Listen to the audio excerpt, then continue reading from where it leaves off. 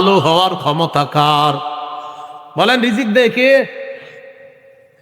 ফাবতাগু ইনদাল্লাহির রিজকা ওয়া'বুদুহু ওয়াশকুরু লাহ।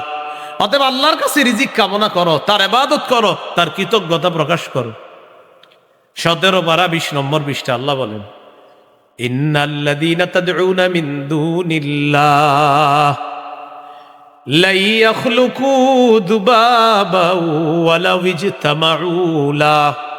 আল্লাহ ছাড়া যাদেরকে তোমরা ডাকো তারা কিছুতে একটা মাছিও সৃষ্টি করতে পারে না। কি সৃষ্টি করতে পারে না? মাছি। ওয়ালাউ ইজতামাউ লাহ, সারা পৃথিবীতে আল্লাহ ছাড়া যাদেরকে তোমরা ডাকো সবাই যদি একসাথেও হয় একটা মাছি সৃষ্টি করতে পারবে না। ওয়া ইয়াসলুবুহুমুয যুবাবু শাইআন লা ইস্তানকিযুহু মিন।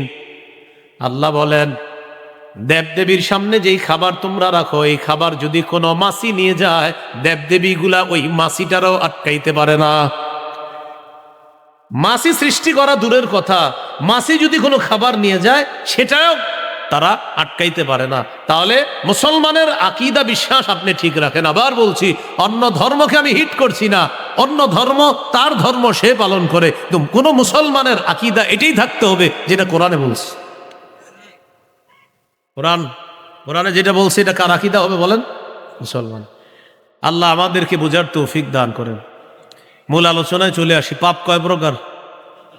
1 নাম্বার যা করতে হবে তা ছাড়া পাপ, 2 নাম্বার যা ছাড়তে হবে তা করা পাপ। সূরা মাইদার 90 নম্বর আয়াত থেকে আমরা জানতেছি 4টি বর্জনীয় পাপের কথা আল্লাহ বলছে। এর মধ্যে 3 নাম্বার ওয়াল আনসাব, দেব দেবী মুসলমানের জন্য বর্জনীয়। 4 নাম্বার ওয়াল আজলাম। আজলাম অর্থ ভাগ্য নির্ণয়ক স্বর, সাপ, ময়না পাখি, টিয়া পাখি, হাতের রেখা, এগুলা গণবে, গণার পরে আপনারে বলবে কিছু সমস্যা আছে। এগুলা বললে আর আপনি যদি বিশ্বাস করেন আমাদের নবীকে আল্লাহ যা দিছে আপনি সব অস্বীকার করছেন। قال رسول الله صلى الله عليه وسلم من أتى عرافا أو كاهنا فصدقه بما يقول فقد كفر بما أنزل على محمد صلى الله عليه وسلم। কেউ যদি গণকের কাছে যায়, জ্যোতিষীর কাছে যায়, আর জ্যোতিষী যা বলে সে যদি তা বিশ্বাস করে, নবী বলেন আমি নবীর উপর আল্লাহ যা নাজিল করছে তুমি সব অস্বীকার করলে। গণকের কথায় বিশ্বাস করা যাবে না। আপনার হাত গণবে, আপনার হাতের রেখা দেখবে, রেখা দেখা এরকম গণনা করবে, আর পিছনে ব্যানারে লেখা থাকবে অমুক দেশ থেকে 5 বারের স্বর্ণ পদক প্রাপ্ত অমুক জ্যোতিষী। তখন আপনি হাত দেখাবেন। তো খেটে খাওয়া মানুষ হক সবে কাজ করেন যারা, হাতে সাধারণত একটু দাগ দুগ বেশিই থাকে। দাগ যদি একটু বেশি হয়, দাগ তো এত থাকার কথা না, এত দাগ কেন? কিছু সমস্যা আছে, রাহু আছে, কিছু কাটাইয়া দেবো। আবার অনেকের কাছে আপনি যাবেন, সে আপনাকে বলবে 1100, 100, 1201 টাকা নিয়ে আসতে হবে। একটা টাকা যেটা হবে এটা সাদা কালার হবে না, এটা পিতলের কালার হতে হবে। মানে আজগুবি কিছু কথা বললে আপনি যদি বিশ্বাস করেন হইতেও পারে, না হয় পিতলের কালার কেন, সাদা কালার সমস্যা কি? এরকম। আবার বলবে আপনার কালো 11টা মুরগির ডিম নিয়ে আসতে হবে, ডিমগুলা ভরে পারতে হবে, 4টা লাল রাতার ডিম আনতে হবে। ডিমগুলা যখন পারবে আপনি দেখতে হবে, এটা নিয়ে শীত সকালবেলা শীতের মধ্যে পানিতে নিয়ে দাঁড়ায় থাকতে হবে ডিম নিয়ে, এরপরে আমার কাছে আসবেন। তখন আপনি যে মনে করবেন কি হইতেও পারে, না হয় এরকম নিয়ম কানুন কেন, মনে হয় কিছু একটা সমস্যা। নবী বলেন আমার গোটা শরীয়তটা তুমি অস্বীকার করো। আল্লাহ আমাদেরকে হেফাজত করে। তাহলে আয়াতে কয়টা বর্জনীয় বলা হয়েছে ভাই? 4টা। আল্লাহ আমাদেরকে এগুলা বর্জন করার তৌফিক দান করেন। সহিহ বুখারীর বর্ণনা 2766 নম্বর হাদিস। রাসূলুল্লাহ সাল্লাল্লাহু আলাইহি সাল্লাম বলেন ইজতানিবুস সাবআল মুবিকাত, তোমরা 7টি ধ্বংসাত্মক বর্জনীয় পাপ থেকে বাঁচো। ক্বালু ওয়া মা হুন্না ইয়া রাসূলুল্লাহ, সাহাবীগণ বললেন হুজুর এই 7টি ধ্বংসাত্মক পাপ কি কি আমাদেরকে একটু বলেন। নবীজি বললেন আশিরকু বিল্লাহ, এক নাম্বার আল্লাহর সাথে শিরিক করা, বা এটা রক্তে ঢুকান। বলেন তো সবচেয়ে বড় পাপ, বর্জনীয় ধ্বংসাত্মক পাপ কি করা? আরো জোরে বলেন, কি করা? শিরিক করা। শিরিক করা। মুসলমান এখন এই বর্তমানে মুসলমান মানে শিরিকের সাথে এমন ভাবে মিশতেছে, মানে সে বাপ সাপ এমন যেটা কোনো ব্যাপারই না। নবীজি বলেছেন ইউসবিহু মুমিনা ওয়া ইউমসি কাফিরা, সকালে ঈমান নিয়ে ঘর থেকে বের হবে, বিকালে বেঈমান হয়ে ঘরে ফিরবে। ইয়াবিউ দীনাহু, সে তার দিন বিক্রি করে দিবে দুনিয়ার কোনো স্বার্থের কাছে। নবী বলছে, এই হাদিস ঘটবে বলছে নবীজি। আপনারা বলেন কবে ঘটবে? না চলছে? চলছে। এক নাম্বার সবচেয়ে বড় বর্জনীয় পাপ আল্লাহর সাথে শিরিক করা। ধর্মীয় জ্ঞান রাখে এমন যাদেরকে আমরা বড় ধর্মীয় দায়িত্বশীল হিসাবে বসাই, এরাও এমন ধর্মীয় জ্ঞান রাখে, আল্লাহ জানে কোথায় ধর্মীয় জ্ঞান শিখছে, আল্লাহ ভালো জানে কোথায় ধর্মীয় জ্ঞান শিখছে। কি ঘোড়ার ডিমের ধর্মীয় জ্ঞান শিখছে, আল্লাহ ভালো জানে। শিরিকের প্রশংসা করে, আবার নিজের এটার বিপক্ষে কেউ কিছু বললে এটা নিয়ে আবার বক্তৃতা দেয় যে না, মানে মুসলমানেরা কিছু বললে এটার আবার কাউন্টার দেয়, না আপনাদের বলা ঠিক না, আমি যে শিরকি কাজে যাই এটাই ঠিক। কোন ধরনের?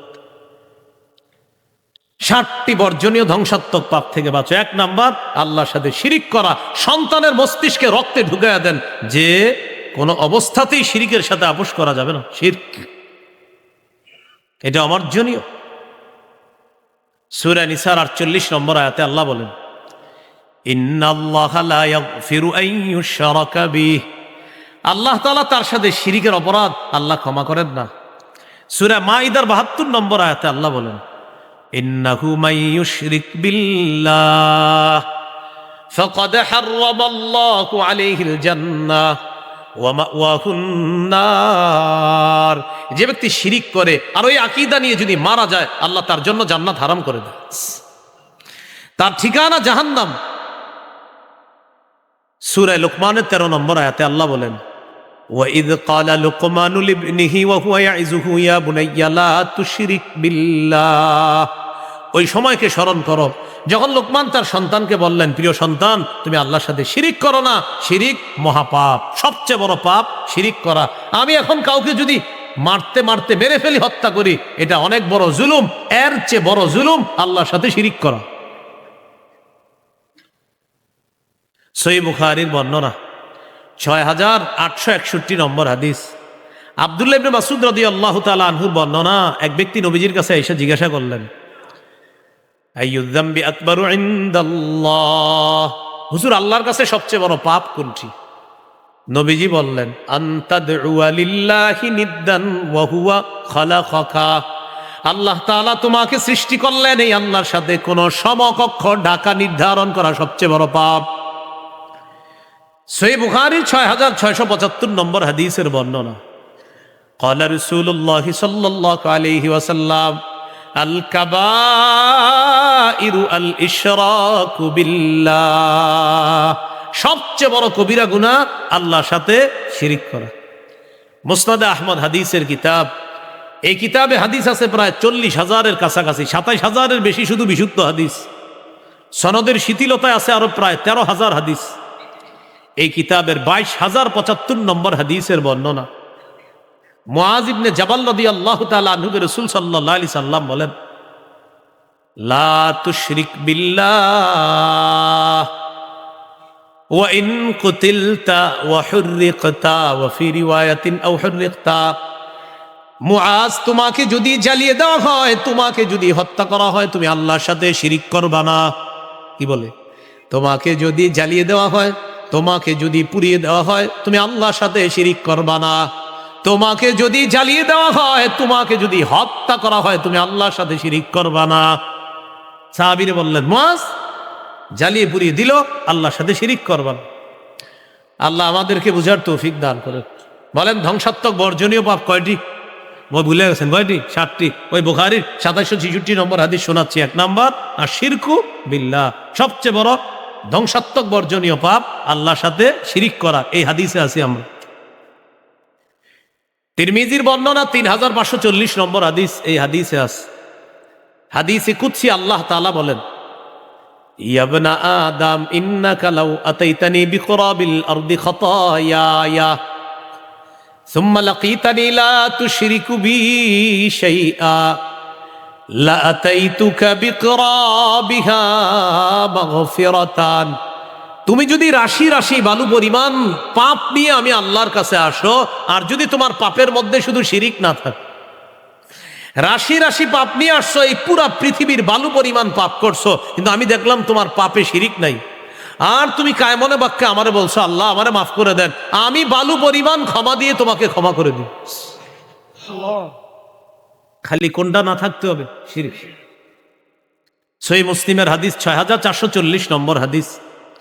এই হাদিসে আছে قال رسول الله صلى الله عليه وسلم تعرض الأعمال إلى الله في كل يوم خميس واثنين, প্রত্যেক বৃহস্পতিবার আর সোমবার বান্দার আমল নামা আল্লাহর কাছে পেশ করা হয়। আজকে কি বার? আরবি বৃহস্পতিবার শুরু হয়ে গেছে, আরবি বৃহস্পতিবার শুরু হয়ে গেছে। এই বৃহস্পতিবার আর সোমবার আমল নামা আল্লাহর কাছে পেশ করা হয়। ফায়াগফিরুল্লাহু লিকুল্লি ইমরিইন লা ইউশরিকু বিল্লাহি শাইআ ওয়া ইল্লা ইমরাআন কানাত বাইনাহু ওয়া বাইনা আখিহি শাহনা। আমল নামা আল্লাহর কাছে যাওয়ার পর আল্লাহ দেখে ওর আমল নামায় নামাজ রোজা মোটামুটি সব ঠিক আছে, আবার গুনাহ আছে অনেক, কিন্তু দুইটা গুনাহ নাই, শিরিক নাই আর ভাই ভাই বিদ্বেষ নাই। ওর গুনাহের মধ্যে অনেক গুনাহ আছে, শিরিক নাই, ভাই ভাই বিদ্বেষ নাই, অন্যান্য ইবাদতগুলো ঠিক আছে, আবার ওই ভুলে টুলে কিছু গুনাহ টুনা কইরা ফেলছে। আল্লাহ বলে যা ওই দুই গুনাহ যেহেতু ওর নাই, বাকিগুলা মাফ করে দিস। শিরিক আর ভাই ভাই বিদ্বেষ না থাকলে আল্লাহ মাফ করে। তাহলে কি শিখলাম? ধ্বংসাত্মক বর্জনীয় পাপ বুখারীর হাদিসে নবী বললেন 7টা। 1 নাম্বার আল্লাহর সাথে শিরক করা। আল্লাহ আমাদেরকে শিরিকের চিন্তা চেতনা থেকে হেফাজত করেন। 2 নাম্বার ওয়াসিহরু, জাদু করা, জাদু। আপনাদের প্রতি আমার একটা বিনীত আবদার থাকবে, শত্রুকেও কখনো জাদু করবেন না। আপনার সাথে একজনের শত্রুতা চলতেছে কোনো কারণে, হয়তো জমি নিয়ে একটা মামলা মোকদ্দমা চলতেছে, এরকম একটা বিষয় যে একটু জমি হয়তো সে পাবে না আপনি পাবেন, এরকম একটা বিষয় নিয়ে মন কষাকষি চলছে, আল্লাহর রদ দোহাই লাগে, জাদু করেন না, কুফর করেন না। একটা পরিবারকে পুরো আপনি কঠিন পেরেশানির মধ্যে ফেলে দিয়েন না। তাহলে 2 নাম্বার ধ্বংসাত্মক বর্জনীয় পাপ জাদু করা। কারো ঘরে যদি জাদুর প্রভাব মনে হয়, ওই ঘরে সূরা বাকারার তেলাওয়াত বাড়ায় দেন।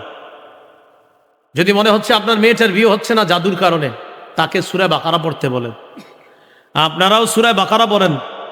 সহিহ মুসলিমের হাদিসে আসছে লা তাসতাতিউহাল বাতলা, যেই ঘরে সূরা বাকারা তেলাওয়াত করা হয় ওই ঘরে জাদুকরেরা ক্ষতি করতে চায়, আর সূরা বাকারা ফাইট করতে থাকে, সূরা বাকারা জিতে যায়, জাদুকরেরা হেরে যায়।